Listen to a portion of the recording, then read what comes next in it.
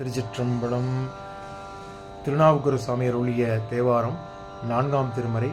பண் திருநேரிசை. தலம் திரு அதிகை வீரட்டானம். பதிகம் 26, பாடல் 4.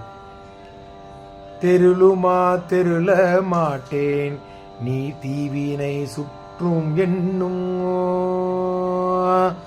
தெருளுமா தெருள மாட்டேன் தீவினை சுற்றும் என்னும். பொருளுளே அழுந்தினாலும் போவது ஓர் நெறியும் காணேன். பொருளுளே அழுந்தினாலும் போவதும் ஓர் நெறியும் காணேன். இருளுமா மணிகண்டா நின் இணை அடி இரண்டும் காண்பான். இருளுமா மணிகண்டா நின் இணையடி இரண்டும் காண்பான். அருளுமா அருள வேணும். அருளுமா அருள வேணும் அதிகை வீரட்ட நீரே. அருளும் அருள வேண்டும் அதிகை வீரட்ட நீரே. திருச்சிற்றம்பலம். திருச்சிற்றம்பலம். இந்த 4ஆம் பாடல் விளக்கத்தை பார்த்து விடலாம். இந்த 4ஆம் பாடலில் அப்பர் சுவாமிகள் என்ன சொல்கிறார் அப்படின்னா, இறைவனே நான் தெளிந்து அறிவில்லாமல் இருக்கின்றேன். தெளிவுமா அறியும் அப்படின்னா அறியும் வழியும் அறியும் வழி தெரியாமல் இருக்கின்றேன் என்று சொல்கின்றார். தீய வினையை பெருக்கி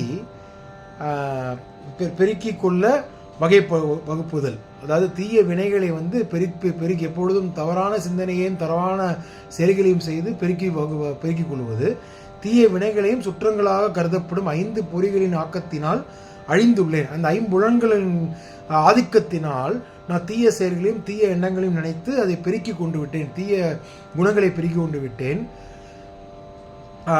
நான் மனம் தொய்வடைந்து வழியினை பின்பற்றியும் மனம் தெளிவு பெறுவதில் நாட்டமடையாமல் இருக்கின்றேன். மனம் தொய்வையாக இருந்து வழிமுறையை பின்பற்றாமல் நாட்டமில்லாமல் இருக்கின்றேன். சுவாமி அன்பில்லாமல் இருக்கின்றேன். அதை சொல்கிறார். மனம் தெளிவு பெறுவதில் நாட்டமடையாமல் இருப்பதை தான் அந்த பாடலில் மேற்கோள் காட்டுகின்றார். இதனால் உய்வினை அடையும் நெறியினை அறிந்து கொள்ளாமல் இருக்கின்றேன். இதனால் நடப்பதனால நான் அந்த சுவாமியின் திருவடியை அடைவதற்குண்டான வழியை நான் அறிந்து கொள்ளாமல் இருக்கின்றேன். அப்படி சொல்றார். தேவர்களை காக்க வேண்டி நஞ்சினை உண்ட இருள் போன்ற கருமை நிறம் கொண்ட கழுத்தினை உடையவனே, உனது இணையான திருவடிகள் 2ஐயும் காண்பதற்கு அடியேன் ஆசை கொண்டுள்ளேன்.